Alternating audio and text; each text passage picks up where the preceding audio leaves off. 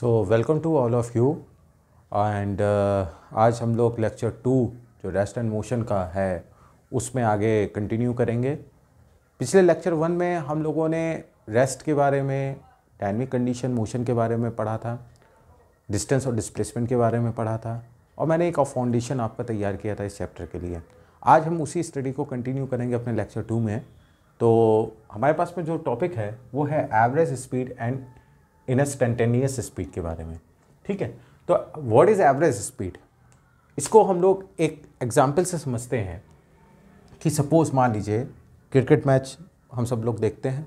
ठीक है, अब क्रिकेट मैच में अगर डेटास को आप कंपेयर करें, मान लीजिए कोई आजकल T20 मैचेस का बड़ा क्रेज़ चल रहा है, बट हमने और भी ज़्यादा अपनी प्रॉब्लम को मॉडिफाई करने के लिए, बहुत इजी करने के लिए हमने कह दिया T5 मैच हो रहे हैं। ठीक है, T5 का मतलब 5-5 ओवर के मैच हो रहे हैं, हालांकि फ्यूचर में इस तरह की लिंक्स आएंगी। ठीक है, तो कोई T5 मैच है, उसमें आपने क्या किया, आपने कहा ठीक है ओके सर, T5 मैच में बहुत ही फास्ट होगा, तो मैंने इस तरीके से ओवर लिख लिए यहाँ पर, first over, second over, third over, fourth over and fifth over. Okay, इस तरीके से मैंने लिख दिया। ठीक, अब क्या हुआ, पहले ओवर में मान लीजिए 10 रन्स बने, दूसरे ओवर में जो है 20 रन्स बन गए, थर्ड ओवर में 80 रन्स बने और फोर्थ ओवर में फिर से 6 रन्स बने और फिफ्थ ओवर में 10 रन्स बने। तो मैंने आपसे कहा कि भाई बताइए एवरेज रन रेट कितना रहा जो टीम बैटिंग कर रही थी। तो आप कहोगे सर बड़ा आसान है, आप ऐसा करिए टोटल रन्स को ऐड कर दीजिए।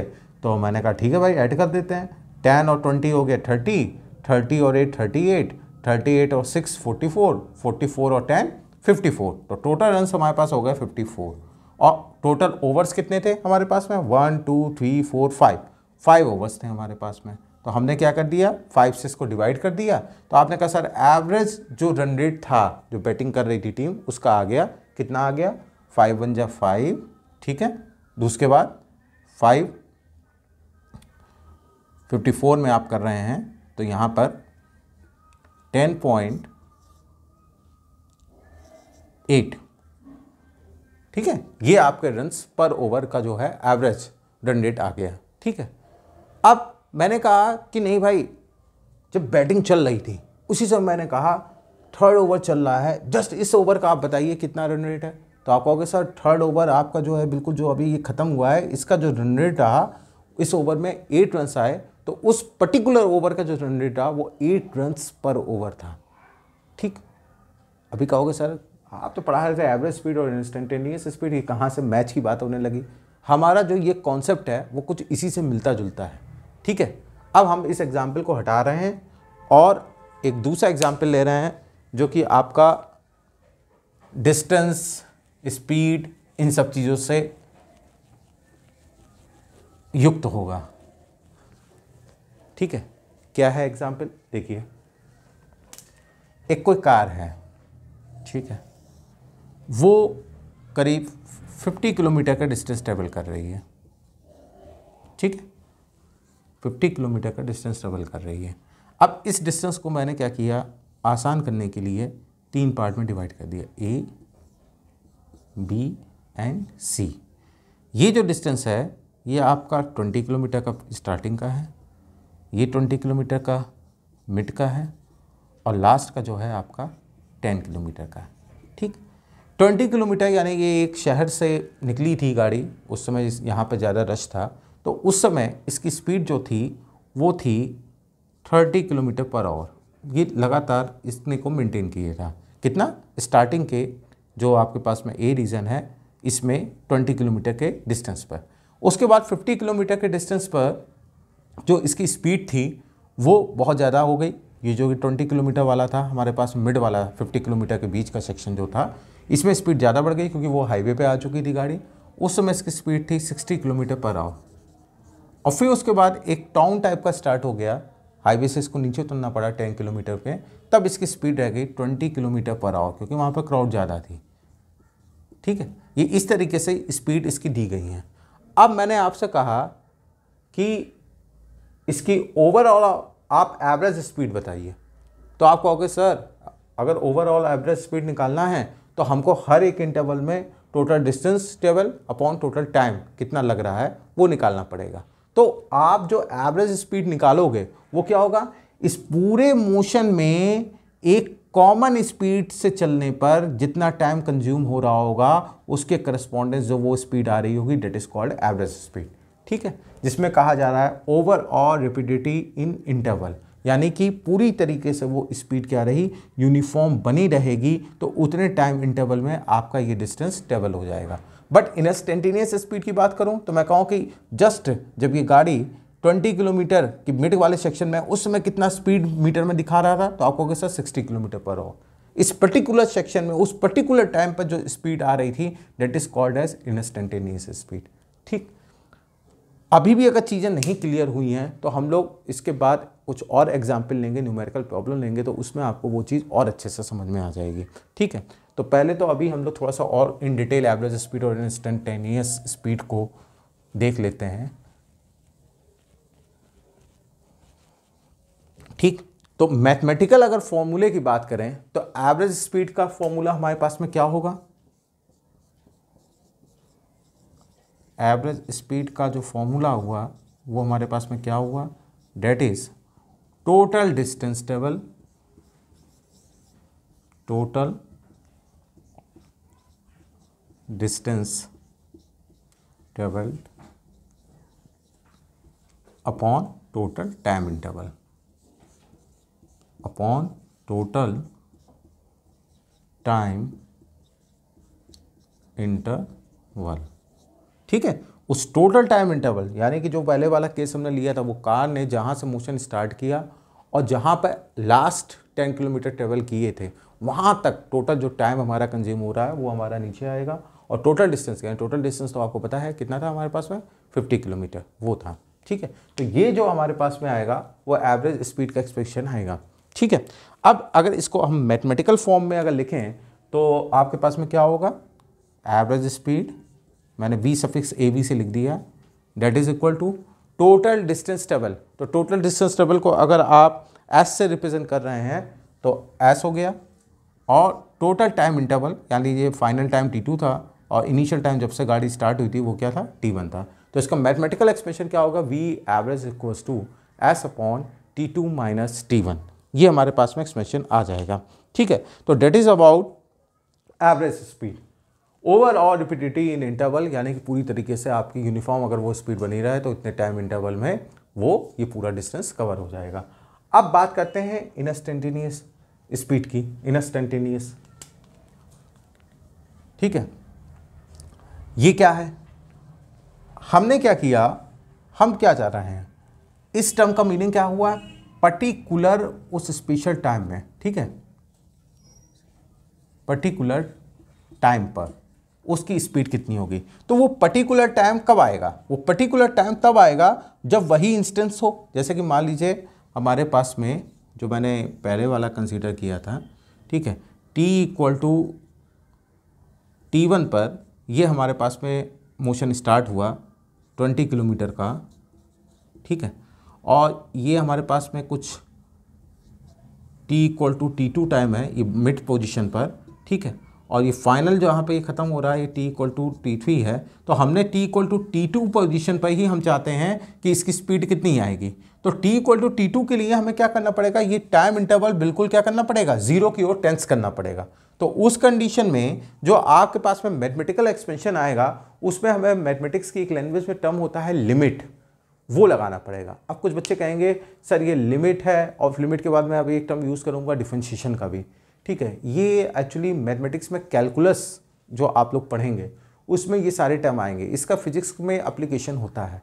तो अगर आपको ये टर्म्स नहीं आते हैं मैथमेटिक्स के, कैलकुलस से ओरिएंटेड लिमिट है, लिमिट एंड कॉन्टिन्यूटी है, डिफरेंशिएशन है या इंटीग्रेशन है, तो इसके लिए कुछ अलग से वीडियो हम लोग बनाएंगे और उसका जो लिंक है वो आपको प्रोवाइड किया जाएगा, जिससे कि आपको बेसिक फंडामेंटल इतना समझ में आ जाए जिससे कि आप ये फिजिक्स की प्रॉब्लम्स को कर सकें। बाकी इन डिटेल मैथमेटिक्स में आप लोग पढ़ोगे, अच्छी अच्छी प्रॉब्लम्स आप डिफरेंशिएशन और इंटीग्रेशन की आप कर लोगे, लेकिन फिर भी जैसे बायो के जो स्टूडेंट्स हैं, मेडिकल की प्रिपरेशन कर रहे हैं या 11th में बायो साइड से वो लोग ले रहे हैं जिनके पास मैथ्स नहीं है, तो उनको बेसिक फंडामेंटल उतना आ जाए, इसके लिए हम लोग करेंगे, कोशिश करेंगे। लेकिन फ़िलहाल एलिमेंट्री लेवल पे अभी इतना आप लोग को थोड़ा सा समझना पड़ेगा कि अगर टाइम इंटरवल बहुत कम होता है, आप इंस्टेंटेनियस स्पीड की बात कर रहे हैं या इंस्टेंटेनियस आगे वेलोसिटी की बात करोगे, तो एक टर्म लिमिट होता है जिसमें कि उस टाइम इंटरवल को बहुत ज़्यादा कम कर दिया जाता है, तो आप उस पर्टिकुलर पोजीशन पर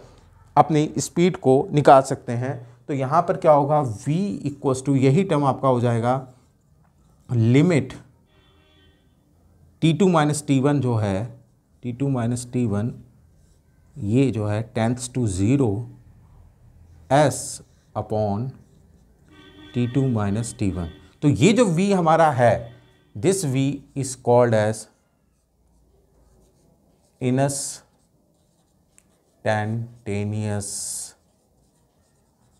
स्पीड।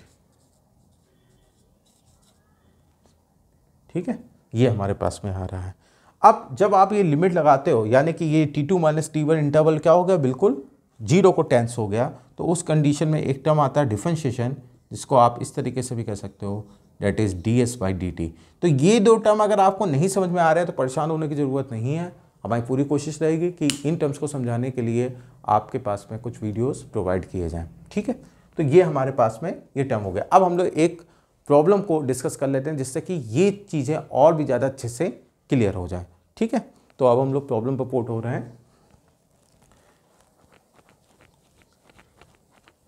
मैथमेटिक्स की फंडामेंटल नॉलेज होनी ज़रूरी है, स्पेशली बायो के स्टूडेंट्स को भी, तभी आप फिजिक्स को और अच्छी तरीके से समझ पाएंगे। तो इससे डरना नहीं है, क्योंकि कई सारे बायो के स्टूडेंट्स कहते हैं कि सर हमें मैथमेटिक्स तो हमने पढ़ी नहीं है, हम कैसे करेंगे। लेकिन अगर आप थोड़ा सा फंडामेंटल नॉलेज कर लोगे तो आप फिजिक्स में उतने ही मार्क्स स्कोर कर लोगे जितना कि मैथमेटिक्स वाले कर लेंगे। तो प्रॉब्लम हमारे पास में जो है वो ये है, कोई पार्टिकल है वो मूव कर रहा है। ठीक है, anybody moving according to particular equation. वो इक्वेशन क्या है वो आप नोट कर लीजिए। ये इक्वेशन हमारे पास में है s equals to 2.5 t square. अच्छा, और ये जो हमारे पास में डिस्टेंस है ये मीटर में है। ठीक है, ये जो हमें डिस्टेंस दी जा रही है वो मीटर में दी जा रही है। अब प्रॉब्लम में क्या कहा जा रहा है, find the average speed of particle, find the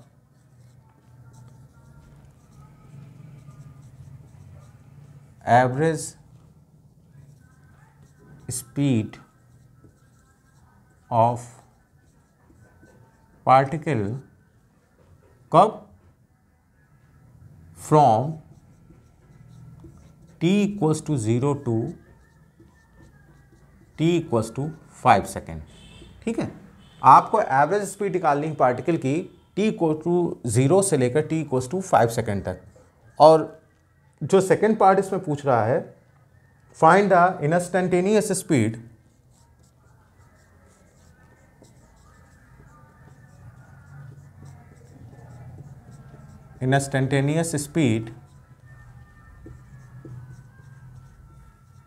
of particle, find the instantaneous speed of particle at t equals to 5 second,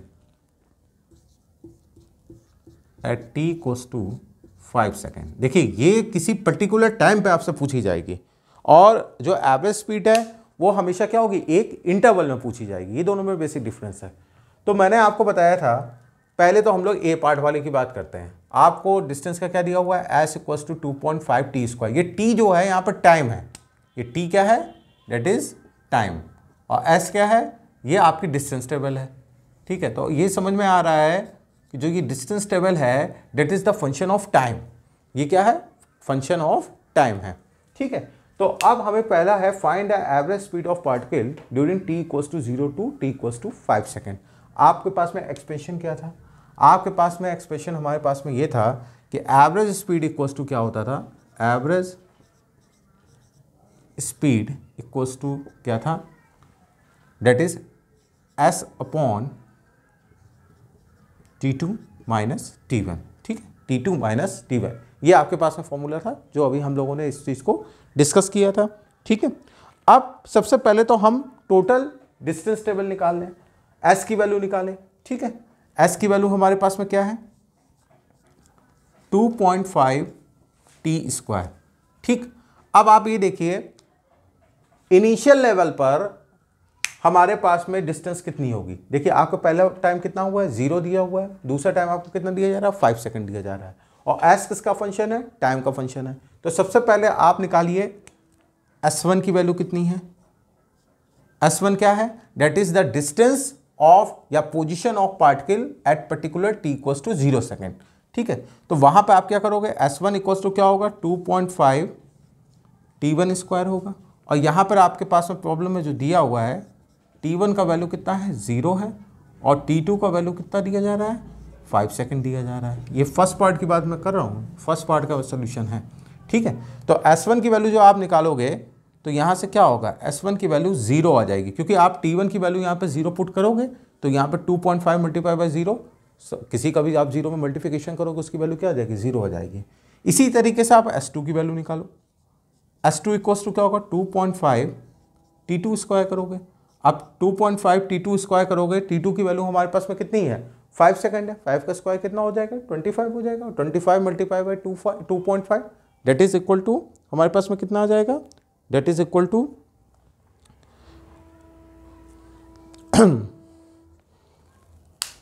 62.5,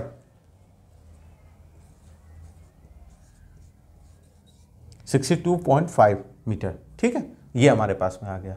अब आप एवरेज स्पीड को कैलकुलेट करिए, ठीक, एवरेज स्पीड को हम लोग कैलकुलेट करते हैं,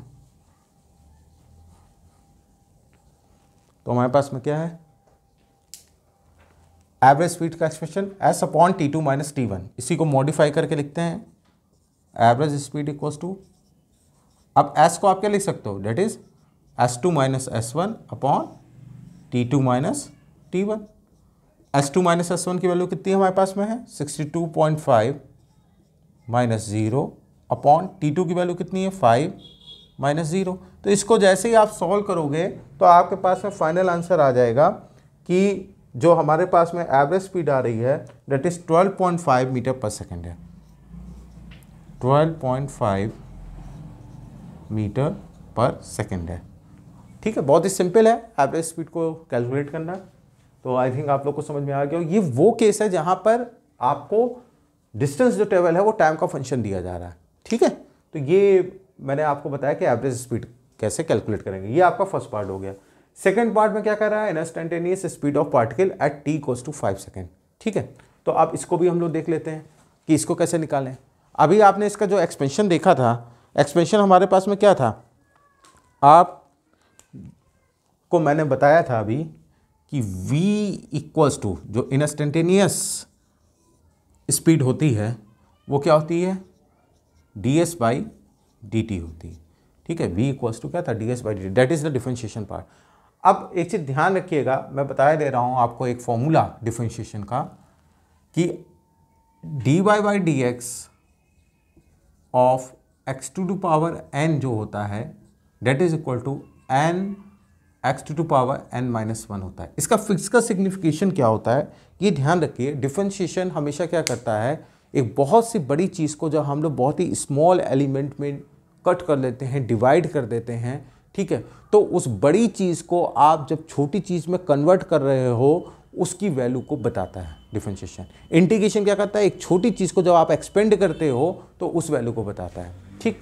बाकी जो इसका वीडियो पड़ेगा उसमें आपको इन डिटेल बताया जाएगा।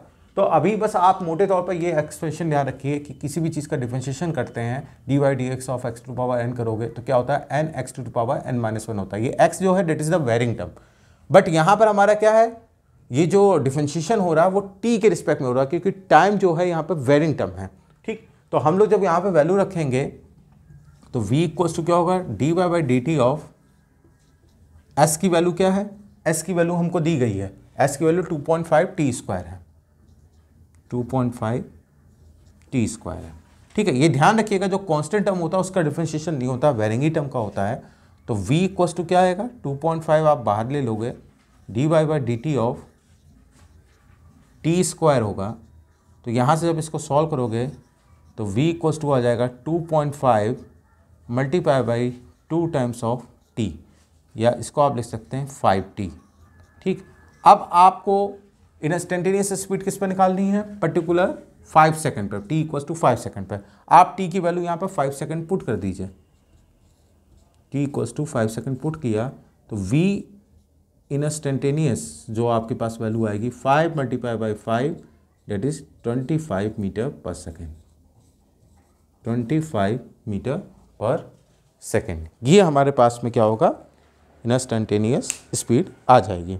ठीक है, तो आई थिंक आप लोग को ये चीज़ क्लियर हो गई होगी। ठीक, इस फॉर्मूले को अभी आप बिल्कुल ध्यान से रखिएगा याद, v equals to d s by d t for instantaneous speed, क्योंकि इसी के आगे अभी हम लोग आगे कंटिन्यू करेंगे। ठीक है, तो ये हो गया। अब हम लोग नेक्स्ट जो देख रहे हैं वो इसी फॉर्मूले को v equals to d s by d t को ही थोड़ा सा दूसरे रूप में देखेंगे, एक दूसरे फॉर्म में देखेंगे। क्या है वो चीज़ समझ लीजिए। अभी तक आपने ये देखा कि अगर s की value in terms of t दी गई है तो आपने उससे इंस्टेंटेनियस स्पीड निकाल ली। ठीक है, अब अगर हमें कुछ उल्टा दिया हो, यानी कि हमको v दिया हो और टाइम दिया हो, वेलोसिटी दिया हो और टाइम दिया हो, और उससे अगर हमें डिस्टेंस टेबल निकालना हो तो कैसे निकालेंगे, उस चीज़ को समझ लीजिए। ठीक है, अभी तक आपको s दिया हुआ था और टाइम दिया था, तो उससे आपने क्या किया, वेलोसिटी स्पीड की वैल्यू निकाली। डिस्टेंस टेबल पता था, टाइम पता था, आपने स्पीड की वैल्यू बताई। अब मैं ये कह रहा हूँ कि अगर आपको स्पीड पता हो, टाइम पता हो, तो आप डिस्टेंस की वैल्यू कैसे निकालोगे। ठीक है, तो इसी फॉर्मूले को हम लोग थोड़ा सा मॉडिफाई करते हैं। मॉडिफाई क्या करते हैं, आपने देखा है v इक्वल्स टू हमारे पास में क्या दिया हुआ है, d s by d t. v equals to दिया हुआ है d s by d T.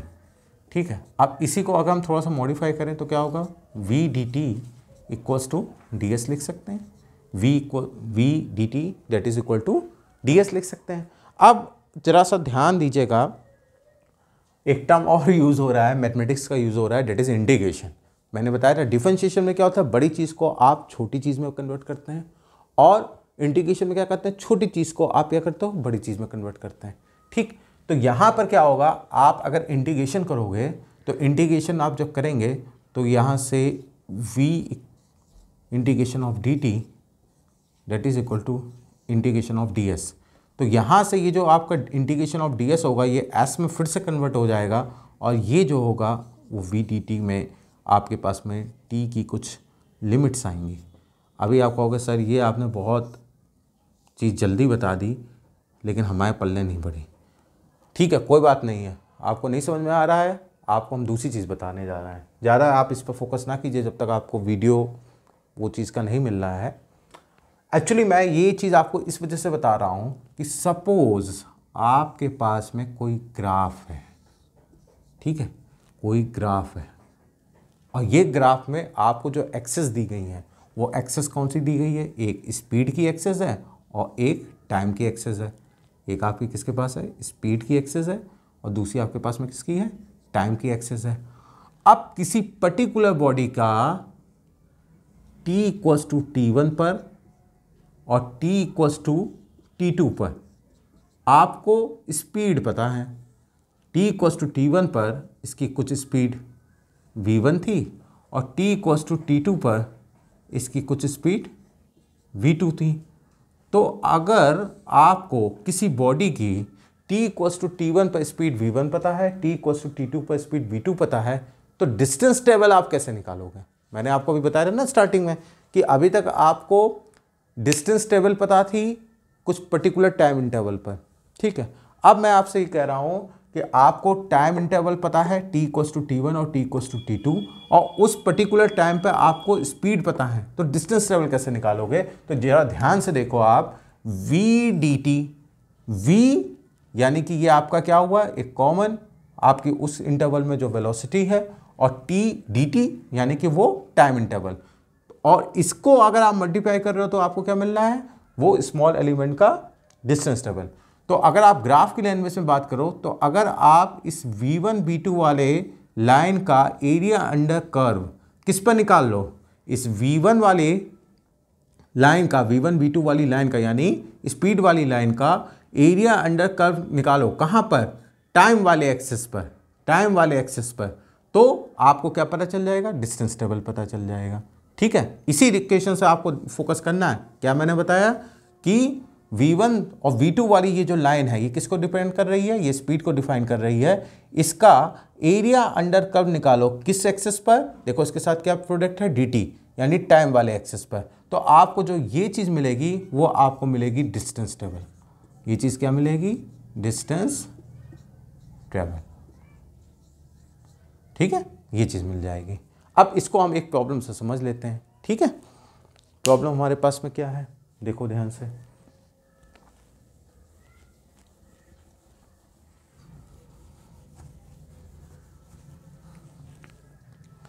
Problem हमारे पास में है कि सपोज किसी बॉडी का वेलोसिटी टाइम ग्राफ आपको दिया गया है। ठीक है, किसी बॉडी का वेलोसिटी टाइम ग्राफ दिया गया है। ठीक है, तो इस एक्सेस पर आपकी वेलोसिटी दी गई है और इस एक्सेस पर आपको टाइम गिवन है। ठीक, अब उस वेलोसिटीज़ की वैल्यू मीटर पर सेकंड में जो दी गई हैं वो हमारे पास में क्या क्या है, डेट इज 2, 4, 6, ये सारी वैल्यूज थी मीटर पर सेकंड में। ठीक है, और टाइम जो है यहाँ पर वो दिया हुआ है सेकंड्स में। ये इंटरवल है 1, 2 एंड 3। ठीक है, ये सेकंड्स में टाइम दिया हुआ है। ठीक, इस तरीके से है। अब ये जो आपकी जो पोजीशन दी गई है, VT जो ग्राफ दिया हुआ है वो कुछ इस तरीके का है। ये ओरिजिन पॉइंट था तो ये कुछ इस तरीके का है, यानी t इक्वल टू 3 पोजीशन पर। ठीक है, t इक्वल टू 3 पोजीशन पर। एक मिनट रुकिएगा, मैं थोड़ा सा इसको सही कर लूँ।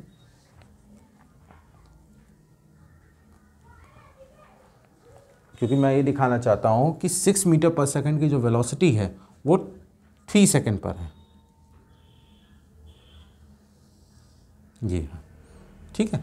तो आप इस ग्राफ से आप देखोगे कि t इक्वल टू 3 सेकंड पर, 3 सेकंड पर जो इस बॉडी की वेलोसिटी थी वो कितनी थी, 6 मीटर पर सेकंड थी।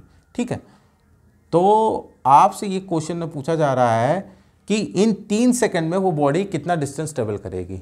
ठीक है, आपसे ये क्वेश्चन में पूछा जा रहा है, कोई एक बॉडी है, उसका वीटी कर्व आपको गिवन है। वीटी का कर्व का मतलब क्या है, स्पीड टाइम कर्व आपको गिवन है। स्पीड किस तरीके से, किस एक्सिस पर है, ये आपकी वाई एक्सिस पे है। ये देखो दी गई है 2 मीटर, 4 मीटर पर सेकंड, 6 मीटर पर सेकंड। और जो टाइम है वो आपको किधर दिया जा रहा है, इधर दिया जा रहा है एक्स एक्सिस पर, 1 सेकंड, 2 सेकंड, 3 सेकंड। इस तरीके से है, एक स्ट्रेट लाइन मोशन में ये स्पीड इसकी जो है वो बढ़ रही है। कुछ इस तरीके से है कि 3 सेकंड में ये क्या कर रहा है, 6 मीटर पर सेकंड का स्पीड जो है वो गेन करे ले रहा है। आपसे कहा जा रहा है find the distance travel, find the distance travelled by body in 3 seconds. ठीक, ये आपसे पूछा जा रहा है। तो अभी मैंने आपको बताया कि अगर आपको वीटी कर्व दिया हुआ है तो जो वेलोसिटी वाली जो लाइन है, वीटी कर्व में जो ये लाइन है, इसका एरिया अंडर कर्व आपको निकालना है किसके ऊपर, टाइम वाले एक्सेस पर। तो वही चीज़ करें, यहाँ पर टाइम वाला एक्सेस आपका कौन सा है, एक्स एक्सेस है, और जो आपका वेलोसिटी वाला कर्व है वो ये वाली लाइन है। इसका आप एरिया अंडर कर्व निकालिए, ये आपका एरिया अंडर कर्व आएगा। ठीक है, ये हमारा एरिया अंडर कर्व आएगा। इस एरिया के वैल्यू को अगर हम लोग कैलकुलेट कर लें तो हमें टोटल डिस्टेंस टेबल पता चल जाएगा। तो यहाँ से एस की वैल्यू अगर हम लोग निकालें, देखिए आप ध्यान से देखोगे तो एक राइट एंगल ट्रायंगल बन रहा है, और राइट एंगल ट्रायंगल का जो फॉर्मूला होता है एरिया का, वो क्या होता है, 1/2 बेस मल्टीप्लाई बाई हाइट, ये होता है फॉर्मूला। ठीक, तो यहाँ से अगर आप इसको कैलकुलेट करोगे 1/2, बेस कितना है, दैट इज़ 3, और हाइट कितनी है आपके पास में 6।